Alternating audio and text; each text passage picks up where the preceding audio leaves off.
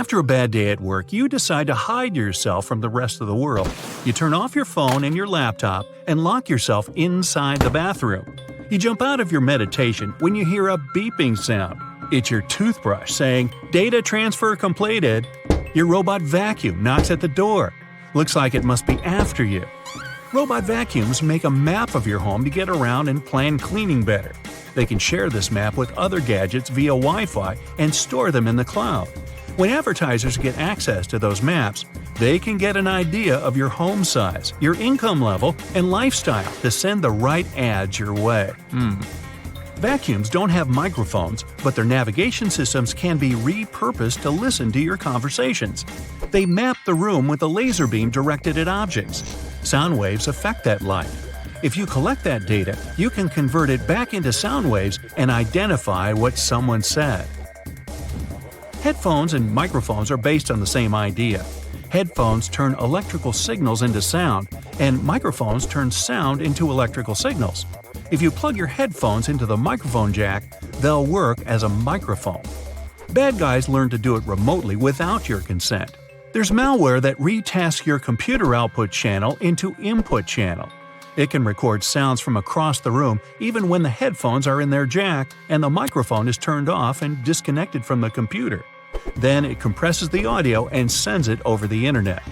There are computer mice that look like regular ones but have microphones and a built-in SIM card in them. The mics are so powerful they can even record whisper and broadcast that audio in real time. To activate it, you have to call the SIM card number and it goes on silently. To deactivate it, you can send an SMS to the same number. Some employers confirmed eavesdropping on their staff using that technology. A smart toothbrush remembers every move you made with it and shares it with you when you're done brushing. It also connects to your iPhone or Android using an app and sends data on your brushing habits to your dentist. They can watch over your brushing process and give you tips on how to take better care of your teeth. Smartwatches, fitness trackers, and other smart wearables monitor your health and can determine if you're walking, running, or driving with their built-in sensors. If third parties get control over that data, they can also monitor your hand movements as you unlock your phone, enter your PIN code at the ATM, or your password at the computer. The gadgets are smart enough to accurately guess all that secret data most of the time. They can also find out the email address you used when you registered with the app to identify who you are. Pacemakers and other health devices send patient data over the internet. In theory, criminals could obtain it during transfer and change it to look like the patient needs hospital treatment.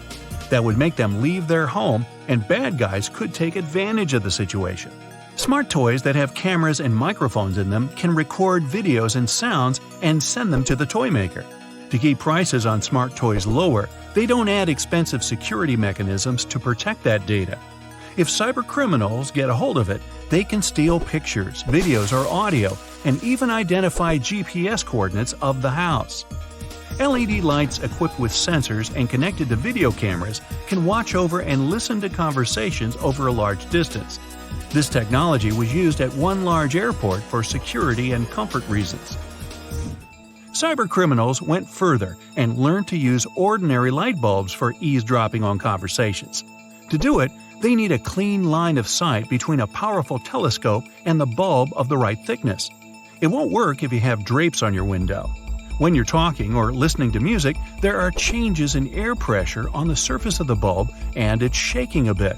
A special converter can turn data on the sounds from electrical to digital. Internet-connected thermostats can be operated remotely, and that made them desirable for cybercriminals. They once got access to millions of debit and credit cards data through a large retailer's heating and cooling system. Other bad guys found a way to remotely lock smart thermostats controls and demanded ransom to unlock them. Smart fridges can tell you when it's time to buy milk as they track your food preferences and have great connectivity. Smart dishwashers, coffee machines, washers, and dryers are also collecting and transmitting your data, even at moments you don't think they're doing it. Criminals can make use of that data to find out a lot about your schedule and guess when you aren't at home. Your voice assistant makes your life easier, but it must listen to you 24/7 to make that possible. They never record anything you say before you activate them with your voice. Everything that follows is stored in the cloud and can be of use for different companies. They can learn what music you like to listen to, what news stories interest you the most, and where you make your reservations. Some companies hire human reviewers to listen to commands to see if voice recognition works well and improve its accuracy. Xbox admitted they also hired people to listen to users' audio to improve voice command features. The problem is that it made some recordings by mistake and strangers were listening to personal chats.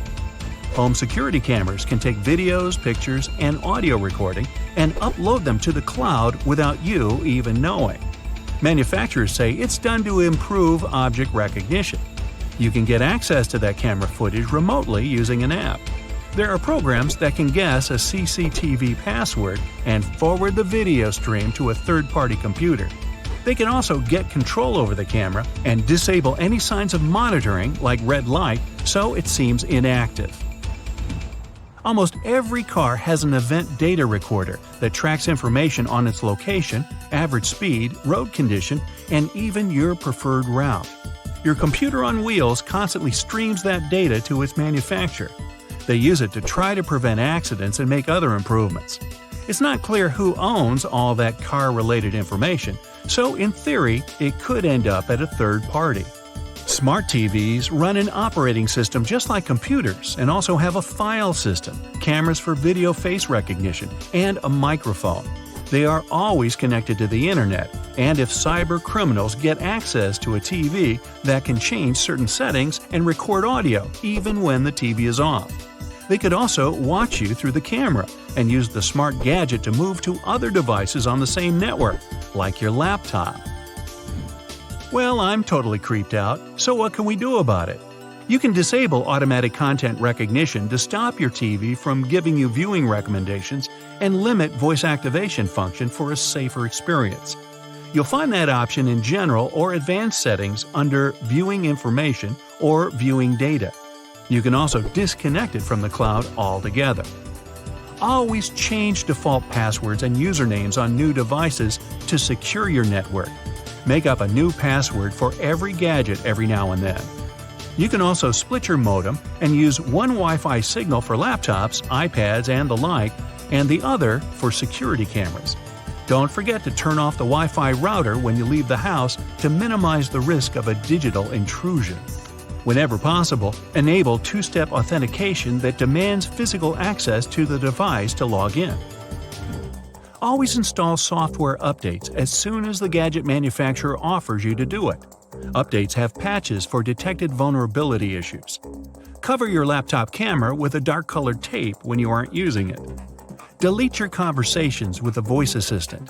You can do it at the manufacturer's website or app.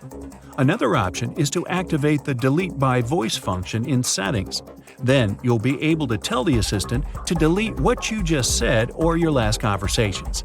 You can also mute the device when you aren't using it and choose not to send data to manufacturer to help them improve services.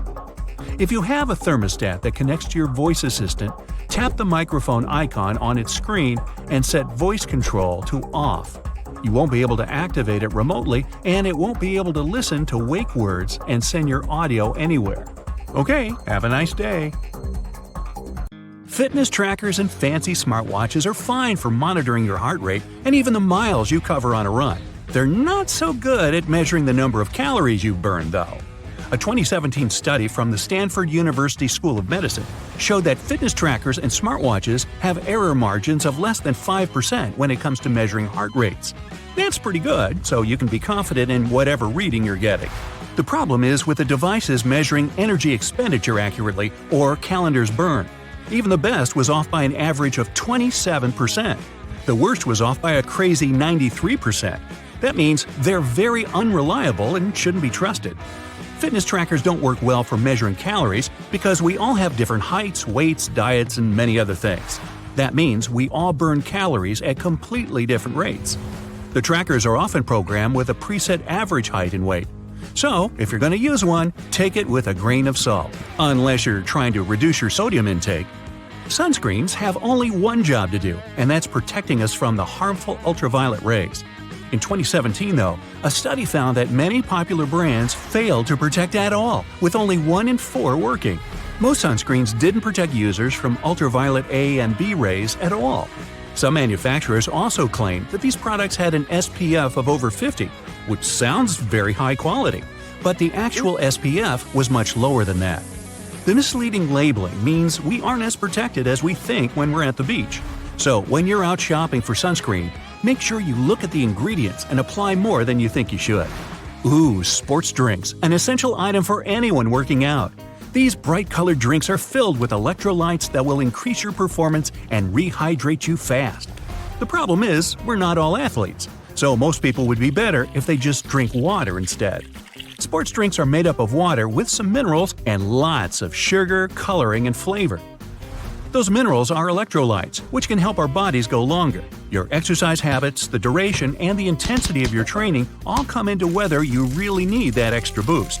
While sports drinks can benefit athletes engaged in long or intense training, they're not really necessary for most gym goers. Sports drinks are probably pointless if you're only doing light to moderate exercise, like walking or jogging, over a short period of time. After using a toaster for most of your life, most people still haven't figured out how to get a perfect heat setting. It turns out that burnt toast is probably just down to a simple misconception. Those numbers on your toaster aren't heat levels at all. They're actually minutes. The dial is basically just a timer. That means all you need to do is look up how long it takes to toast certain things, and you'll never ruin your breakfast again. Hey, I like burnt toast. I'm used to it. Most of us rely on wireless technology to carry out normal everyday tasks. It can be very frustrating when technology stops working and interrupts your day. In fact, the only thing more frustrating might be not knowing why it isn't working. The worst culprit here is your cell phone. It'll often show really great reception, but somehow can't make a phone call. The bars on a cell phone actually don't mean anything. The way they receive the signal differs a lot between different makes and models of phone. There's even a big difference between what the bars mean from one phone to another.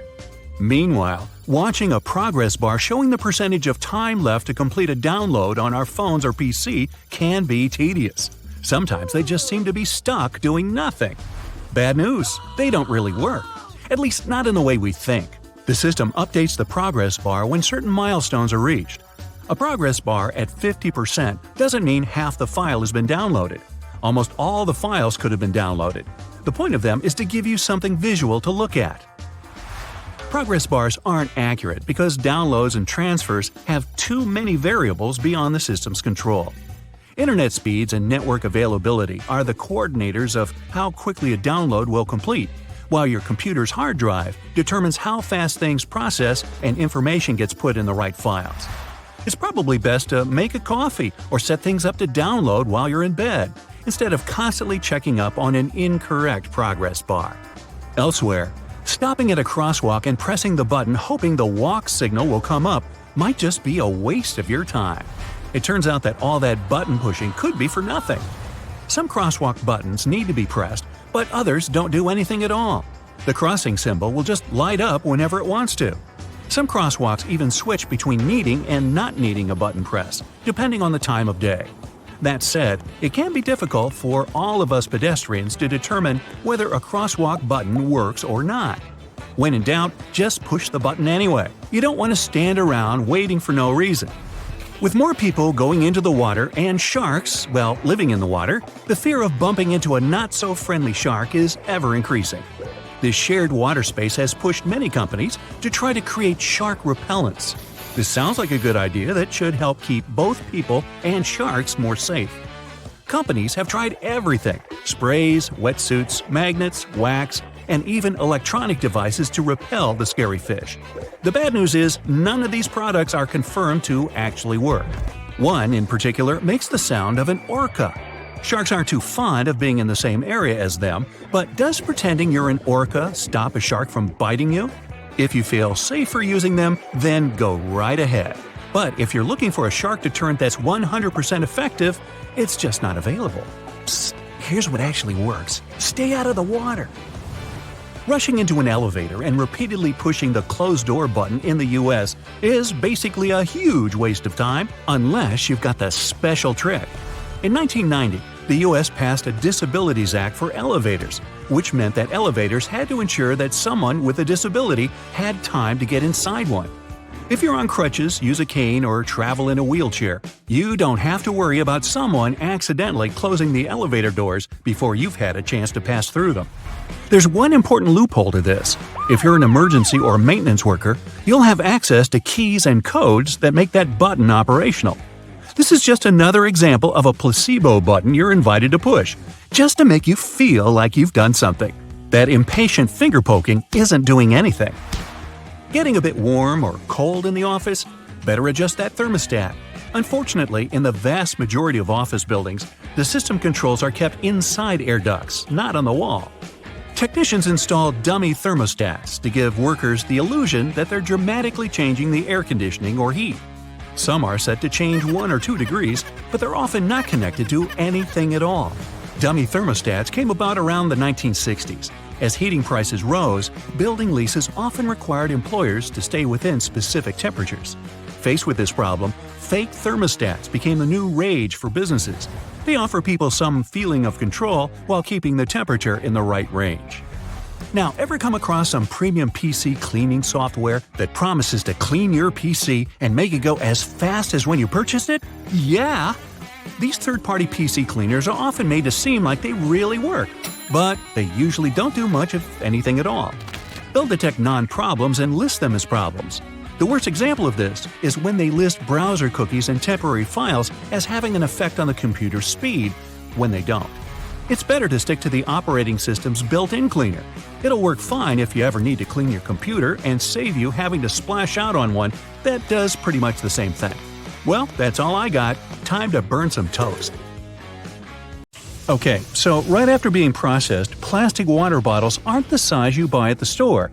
Even a gallon water bottle starts its life as a small tube. Later, it gets heated, inflated, and shaped into the bottle you know. Boy, I can relate to the heated and inflated part. Now, not all potato chips are actually fried potato slices. Some companies use a mix of potato flakes, cornstarch, and water to produce chips. This mix is then pressed into a dough, and chips are cut out from it with the help of shape molds. Then the chips are fried, which takes about 11 seconds. After that, all excess oil gets drained and the chips are seasoned and packed. There's a legend that only 2 people in the world know the original recipe that gives Coca-Cola its signature taste. These people aren't allowed to travel together so that the recipe never gets lost. Even though it's just a popular legend, not many people are aware of all the ingredients of the world-famous drink. One of them used to be the cola nut. Hey, I used to be a cola nut. You can find these nuts inside the fruit of the cola tree. Each fruit is about the size of a chestnut and has between 2 and 5 cola nuts inside. The cola fruit and nuts are packed with caffeine. Nowadays, Coca-Cola is said to no longer contain the cola nut extract.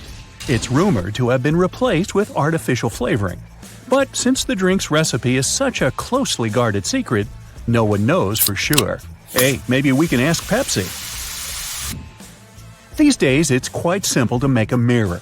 Producers take a regular sheet of glass as a base. Then they apply a reflective coating. This usually means spraying a thin layer of either silver or aluminum onto the back of the sheet of glass. This process is called silvering. Some kinds of car wax contain carnauba wax, also called Brazil wax. That's a vegetable wax people get from the fronds of the carnauba tree growing in Brazil. To get the wax, the leaves of this tree first get dried and then beaten. Ooh, ooh, ow, ow! This is how you can remove the powdery wax. Now, pencils. First, their leads are made by mixing clay and graphite powder. This mixture is then baked.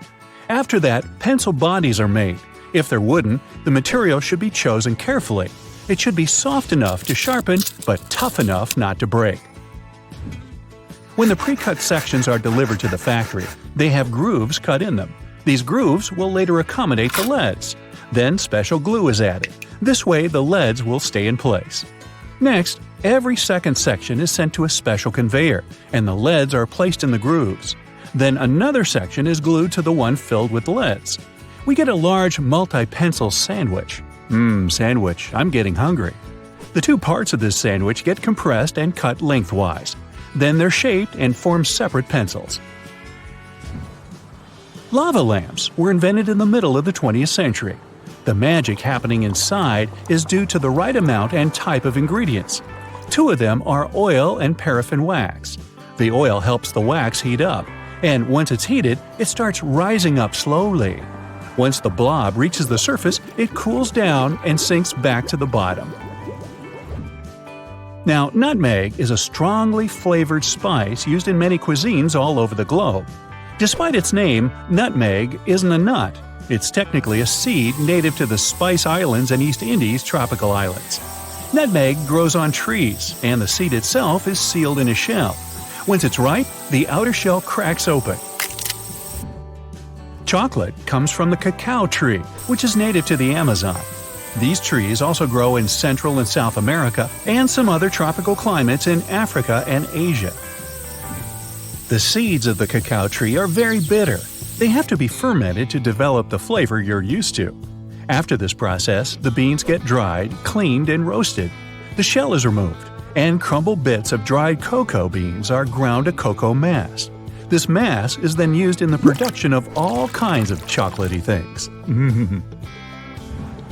In the past, people used to chew different types of aromatic substances, including beeswax, tree resin, or even aromatic twigs. But modern-day chewing gum is made of a natural latex-like ingredient called chicle. It gets extracted from trees. Modern marbles are made from glass. The first step is to melt recycled glass and previously rejected marbles that turned out to be too small or too big. About 15 hours later, the molten glass is ready for processing. A special cutter bar moves through the stream of liquid glass every half a second. It separates small pieces of glass.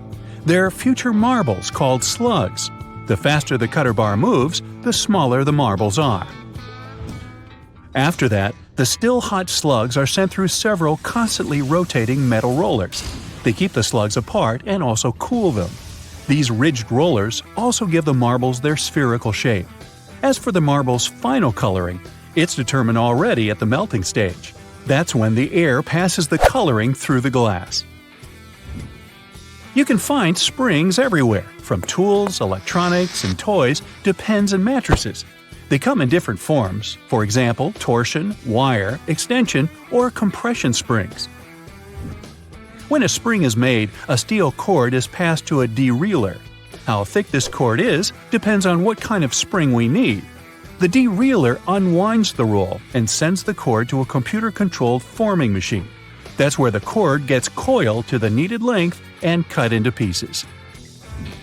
Now, to produce tomato ketchup, one of my favorites, you need tomato paste or puree, sugar, or some other natural sweetener, salt, spices, vinegar, and onion powder. First, the needed volume of the tomato paste is heated while being constantly stirred. Then other ingredients are added as well. Before the ketchup is bottled, it has to go through several cooling stages. Meanwhile, bottles are already aligned and waiting to be filled with the ketchup. This usually happens automatically. At the end of this process, caps and labels are added to the bottles. Cashew nuts are rich in plant protein, healthy fats, and fiber, and low in sugar. But they're some of the most expensive nuts out there, and no wonder.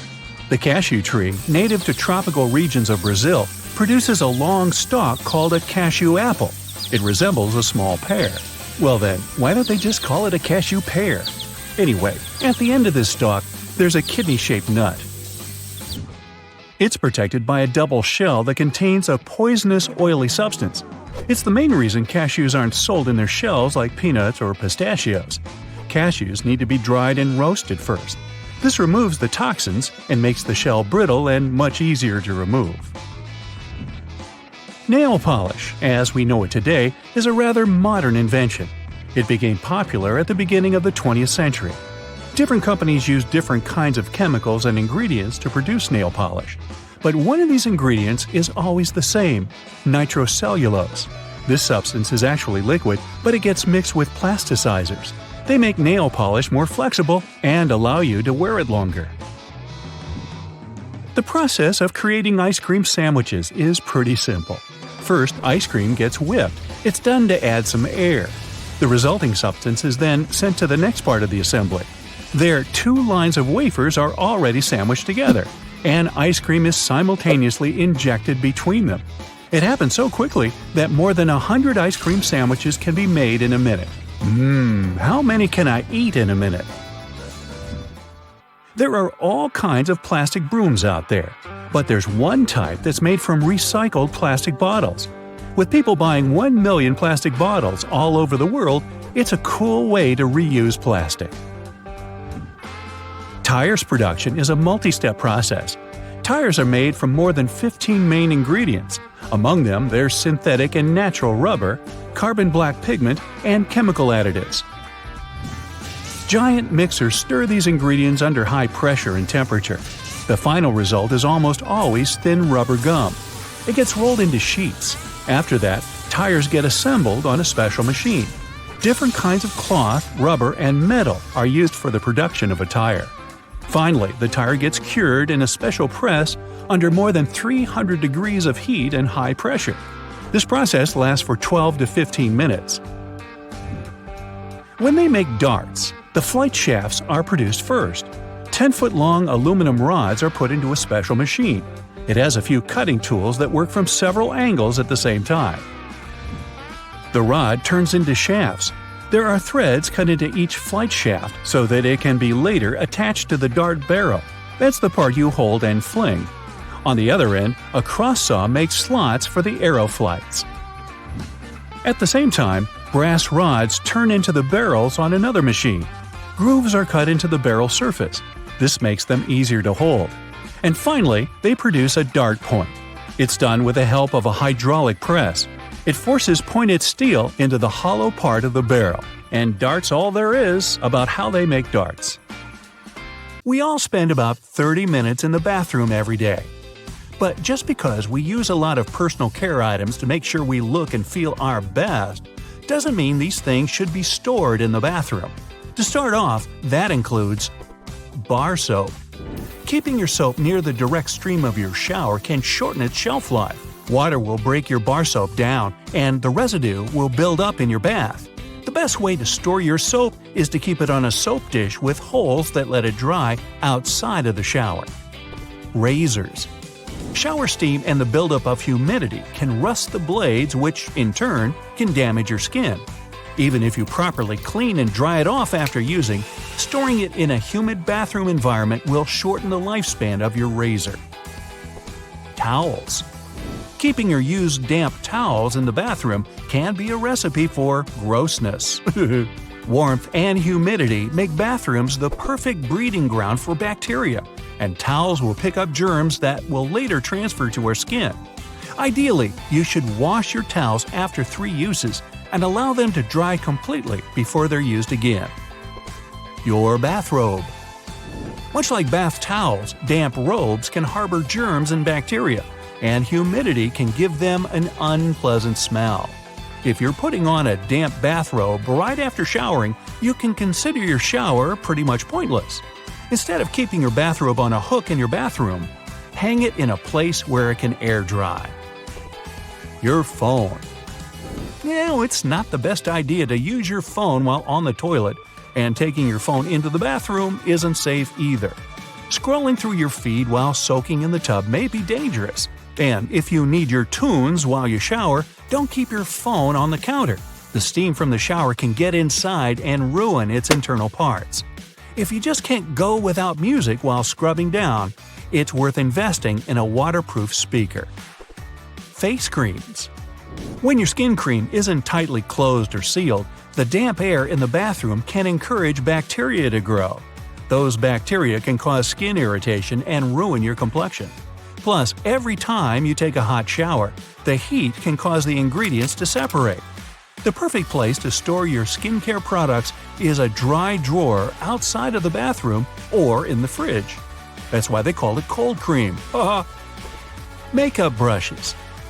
It's important to clean your brushes regularly and to properly dry them afterward to avoid bacterial growth. But once you're done washing your brushes, it's best to store them in a dry place, standing brush side up in a cup. Warm and humid air in the bathroom encourages mold and bacteria to spread on them. And just like your toothbrush, they will pick up germs that you will later smear right on your skin. Perfume. Storing your fragrances in a bathroom can break down their molecular structure and cause them to sour. To keep your favorite perfume fresh for longer, look for a closet or cupboard outside the bathroom to store it in. Jewelry. The bathroom isn't the right place to keep your jewelry, even if you just take it off before stepping into the shower. The humid environment will make the jewelry oxidize faster, causing it to lose shine and tarnish. Unless it is pure gold, your favorite pieces that are composed of different metals will react faster in humidity. Toothbrushes. When you flush the toilet with the lid up, germs can spread up to 15 feet, and bacteria will most likely get sprayed all over your toothbrush. Dentists recommend keeping your toothbrush as far away as possible from the toilet, in a place where it can dry completely. The best place is covered, like in your bathroom closet or a medicine cabinet. And forget about those little plastic covers for your toothbrush. Yep, they encourage bacterial growth in that little cramped space in a humid environment. Okie dokie, are you grossed out yet? Yeah, me too. So now you know what to do.